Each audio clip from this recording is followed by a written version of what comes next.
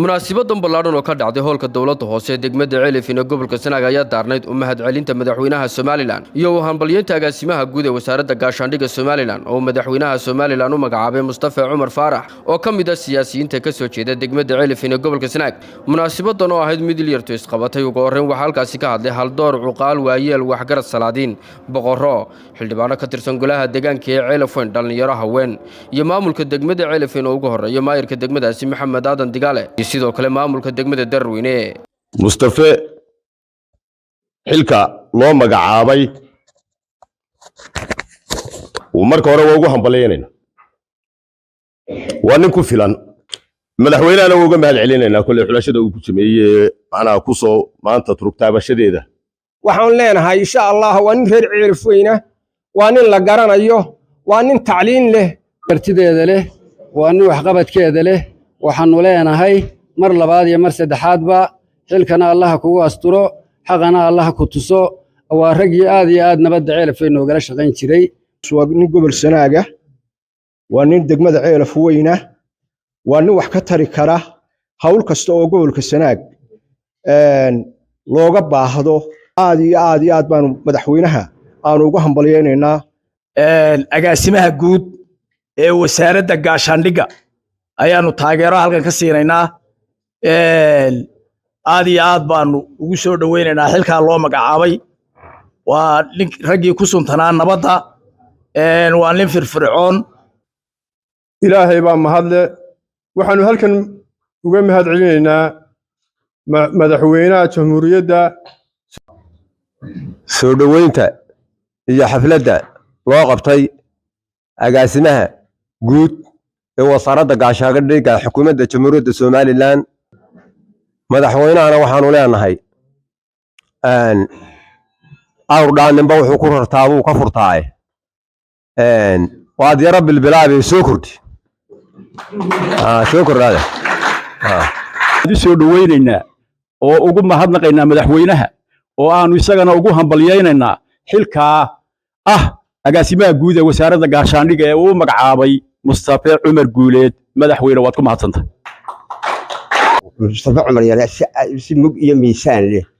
baan ugu hambalyeynaa xilka loo magacaabay aad waanu ku ducaynaynaa halkan dadka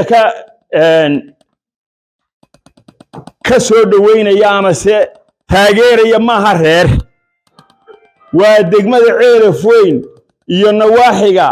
gobolka Sanaag reer maaha qabiil ma waa wasaaradda gaashaandhigga iyo mar saddexaadba ilaahay ha ku fududeeyo haddana waayeelkiinahay degmada Ceelifin waanu kugu hambalyeynaa waanu kugu soo dhaweynaynaa oo loo yaqaan Mustafa Cumar yare waxaan leenahay madaxweyne aad iyo aad baad u mahadsantahay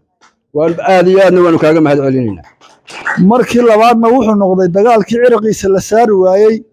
raggii shimbirka looga soo dhigay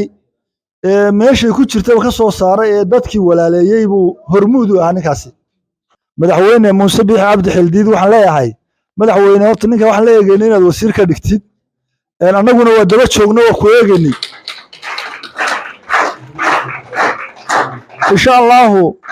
maadaama maanta dawladda ayaa galiyay waxaan rajaynaynaa harabitaanka dadka adeegisa waayo qabaa'ilkii Ceelifin cid ka maqan maanta halka ma jirto qof waliba kalsoonidiisu ku yimi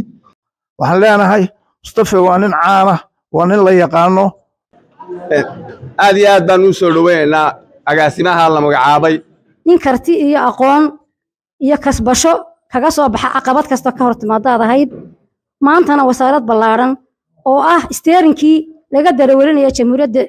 Soomaaliland ayaa lagu magacaabay ilaahay xilka ha kugu asturo waxa kaloo jira mas'uuliyiin kale oo degmadan iyo gobolkanba ka soo jeeda oo xukuumadda talada maanta dalka haysta ka tirsan Mustafana kuwaas uu ku soo biiray sidoo kuwa aynu la shaqeynay oo meel isaga la shaqeynay si ka wanaagsanba waxaan u mahadnaqaynaa madaxweynaha jamhuuriyadda Soomaaliland oo u gartay Mustafa Cumar in loo magacaabo agaasimaha guud ee wasaaradda gaashaandhigga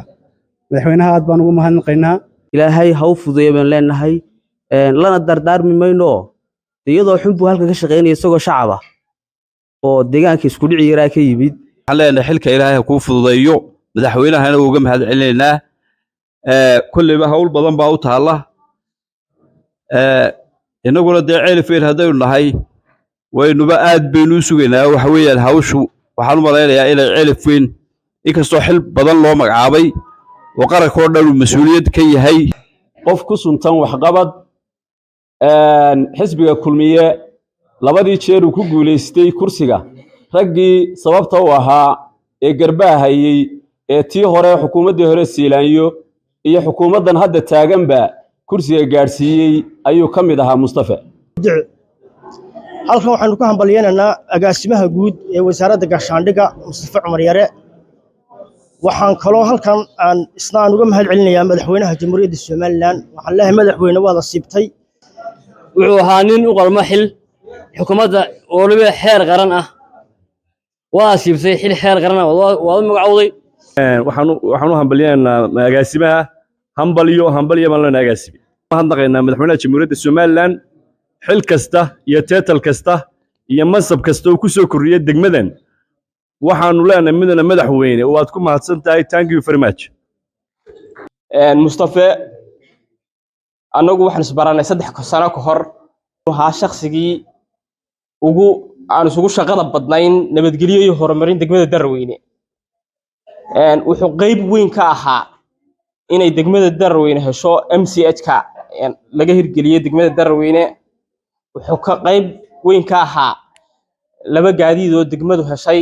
الله نصيب الله hagaajiyo siday hore kuugu hagaagtay ee adiga iyo kuwa la midka ah wax soo qabtay u qabateen ee la idinku majeeranayo ee aanu marqaatay ka nahay Allah ay usiika ku siisiyaadiyo inta damana mid ay u fududaato oo tabax